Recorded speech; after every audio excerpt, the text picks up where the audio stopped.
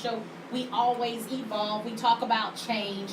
We also bring up topics that may not always be comfortable.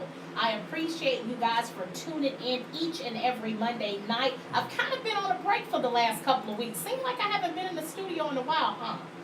Yeah, you guys missed me. That's what it was. That's right. But I am back. It's not the same without me, is it? Is it, Tony? Okay, so listen, first controversial topic of today before we get to our amazing guest that we have tonight, and also an amazing topic that we have for our listeners tonight. So, the first thing that I want to talk about today, current events. So, everybody has been talking about Colin Kaepernick. By the way, let me just tell you, in the football pool, I just want to tell everybody, your girl is tied right now for 1-1. So this game tonight is gonna determine whether I win the pot. Woohoo! Pray on it. Okay. How much in the pot? Look, listen, look, I can't disclose that. You know, listen. Then people will start trying to call my house, and next thing you know, I got people asking me for stuff now. We're not gonna tell y'all of that, but just know that I know how to pick those people. Right. No, it was a phenomenal Sunday. Football is back. I am a diehard football fan. Absolutely love the game. We grew up in Jacksonville, Florida. At that particular time, there was really not a lot to do. So sports was the thing. Actually, I do like the Dolphins. I won't, count them out. I am from Jacksonville, however, so I am a Jaguar fan. I'm very proud of them, by the way, because they lost. But they lost grand. Do you hear me? Our team is on a mission. They're actually going to start doing some things. So y'all better look to see how they're going to progress as the season unfolds. But let me just tell you this. I'm a diehard New York Giants fan. I always have been a big New York Giants fan. I want to give a shout out to Eli. Great game, boys, last night. Pulled it out. Sat the Cowboys down. I absolutely loved it. It was grand. I won't gloat too much though because I actually do like, the America's team. But speaking of America, we've had this controversy with Kaepernick and, as he's taken a stand for something that he believes in. And I'm not going to get into, the specific cause because that is not tonight's show. However, it does leave me with the question of the importance of honoring the American flag. So I decided to get the youth in on this particular topic because, of course, as adults, the only time we probably really do pledge allegiance is if we do go to a game.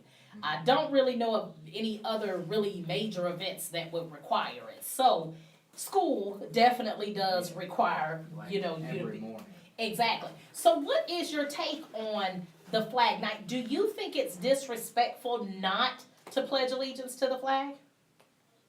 Well, I used to, because it seemed like something that everybody was doing, so I had to when I was a kid. Mm-hmm. Had to. Like, if I didn't, I was going to get in trouble. Exactly. But now that I'm older, and I'm seeing, not all of America, Right. some things in America, it doesn't seem like you would want to anymore. Wow, that's good. Like, That's you deep. would want to pledge the flag or, hang it up at your house. It doesn't even seem like you would want to anymore. In actuality, it really is just a symbolism.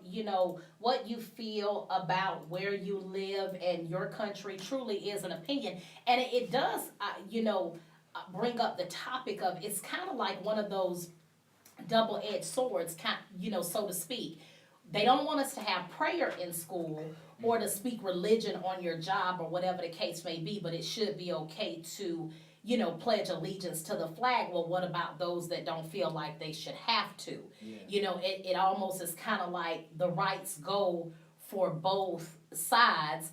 If I want to acknowledge that, I will, just like giving a moment of silence as opposed to prayer, and that's how they changed the dynamic years ago, and this was actually, you probably were very young, but you do remember when you used to have to give it, were you still in school at that time when they would say give a moment of silence? Yeah, in middle school. Middle school? They changed it to moment of silence, while when I was in elementary, we were pray. You would pray. So, you know, and definitely that dynamic has changed. So I think with everything else, it should be your choice. It really should. And I just want to say, you know, despite what your opinion may be on any of, you know, the topics, I feel so proud of people who go against the grain and they decide to take a stand that they know and they feel in their heart is the right thing to do, no matter what kind of flack or grief they get, because it lets you know and understand that